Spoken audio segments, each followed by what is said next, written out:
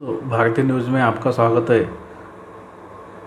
तो 2014 में बीजेपी और शिवसेना ने अलग अलग होकर चुनाव लड़ा और उस चुनाव में बीजेपी की भी सीटें आ गई और शिवसेना की भी सीटें ज़्यादा आ गई और कांग्रेस राष्ट्रवादी की सीटें तभी कम आई थी। लेकिन बीजेपी ने और शिवसेना ने मिलकर सरकार बनाई। सरकार बनने के बाद जो चीफ मिनिस्टर का पद है वो देवेंद्र फडणवीस के पास था और डेप्यूटी चीफ मिनिस्टर का भी पद देवेंद्र फडणवीस के पास था और महाराष्ट्र का गृह मंत्री का पद भी देवेंद्र फडणवीस जी के पास था और बाकी के उनका मंत्रिमंडल का जब विस्तार हुआ तो शिवसेना को भी कुछ मंत्री पदे मिले या भाजपा वाले को भी मिले, उसमें हमें जाने का नहीं। लेकिन जब 2019 में उसी मंत्रिमंडल का विस्तार करने का था तभी शिवसेना भाजपा वालों ने ऐसा कहा कि उनके पास जो डेप्यूटी चीफ मिनिस्टर का पोस्ट है वो शिवसेना को देने वाले हैं। तभी शिवसेना से ऐसी खबर आई या सूत्रों ने ऐसा बताया कि शिवसेना डेप्यूटी चीफ मिनिस्टर का पद जो है वो शिवसेना के वरिष्ठ नेता सुभाष देसाई को देने वाली है। और ये बात जब एकनाथ शिंदे जो अभी महाराष्ट्र के चीफ मिनिस्टर है उनको मालूम पड़ी, मतलब ये 2000 जून की बात है, 2019 जून की बात है ये, तभी एकनाथ शिंदे जो है वो 13 जून यानी कि जब उद्धव ठाकरे इनके बेटे आदित्य ठाकरे का जन्मदिन रहता है 13 जून को, तो 13 जून 2019 को 25 एमएलए लेकर या महाराष्ट्र के पश्चिम महाराष्ट्र के कोकण के विदर्भ के और ठाणा मुंबई के 25 ऐसे मिलकर 25 एमएलए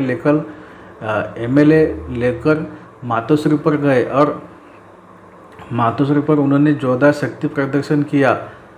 और तभी उस 25 एमएलए का ऐसा मैसेज था उद्धव ठाकरे के लिए कि जो डेप्यूटी चीफ मिनिस्टर का पोस्ट है वो एकनाथ शिंदे को दिया जाए। तो उसके बाद में वो कुछ हुआ नहीं हुआ ये बात उसमें हमें जाने का नहीं। लेकिन जब हमारा एक नेता 25 एमएलए को लेके हमारे पास आता है तो तभी वो पार्टी के जो मुखिया है उन्होंने समझ लेना चाहिए कि इसके पास कितना बहुमत है और इसके पास कितने एमएलए है।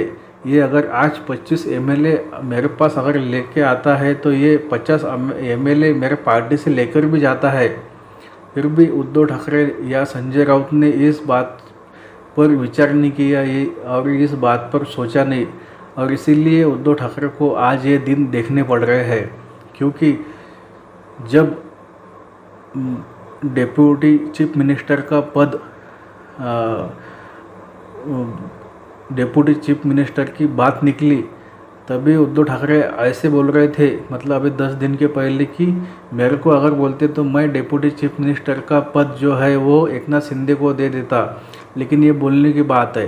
तभी अभी कल या परसों अजित पवार ने भी ऐसा बोला था कि मेरे को अगर बोलते कि आपको मुख्यमंत्री का पद चाहिए तो मैं स्वयं उद्धव ठाकरे जी को बोलता कि आप 2.5 साल के लिए एकनाथ शिंदे जी को अभी मुख्यमंत्री बना दो। तो ये सब बोलने की बातें रहती है। जब घटना होने के बाद में कोई कुछ भी बोलता है, ऐसा किया तो ऐसा हो जाता, वैसा किया तो वैसा हो जाता। लेकिन जब छोड़ने की बात अगर आती तो डेप्यूटी चीफ मिनिस्टर का पद जो महाविकास आघाड़ी के सरकार में अजित पवार के पास था वो कभी नहीं छोड़ने वाले थे, या चीफ मिनिस्टर का पद जो उद्धव ठाकरे के पास था वो एकनाथ शिंदे के लिए कभी भी नहीं छोड़ने वाले थे। अगर ऐसी बात उनको मालूम पड़ती कि एकनाथ शिंदे बगावत करने वाले हैं या बागी होने वाले हैं या आमदार लेके जाने वाले हैं तो खुद होकर उद्धव ठाकरे एकनाथ शिंदे जी को शिवसेना से निकाल देते थे। लेकिन ये सब अभी बोलने की बातें है। लेकिन मेरा फोकस वही है कि 25 एमएलए अगर 2019 में एकनाथ शिंदे उद्धव ठाकरे जी के पास लेके जाते हैं तो उद्धव ठाकरे ने वहाँ ही समझ लेना चाहिए था कि आगे चलकर कुछ न कुछ बड़ा होने वाला है। तो इसका अगला पार्ट मैं आपको बताऊंगा कि एकनाथ शिंदे जी को उद्धव ठाकरे ने बोला था कि आप चीफ मिनिस्टर बनोगे 2019 में, जब महाविकास आघाड़ी के साथ में सरकार उद्धव ठाकरे बना रहे थे, तभी उद्धव ठाकरे ने एकनाथ शिंदे जी को वचन दिया था या जबान दी थी कि आप चीफ मिनिस्टर बनोगे महाराष्ट्र के, और ये उन्होंने उनकी जबान जो है उसको पूरा नहीं किया। उसके ऊपर मैं इस वीडियो का अगला पार्ट यानी दूसरा वीडियो बनाऊंगा। तभी आज के लिए इधर ही रुकते हैं। ये वीडियो आपको कैसा लगा ये कमेंट करके बताओ, और इस वीडियो को लाइक करो, शेयर करो और भारतीय न्यूज़ को सब्सक्राइब करो। धन्यवाद।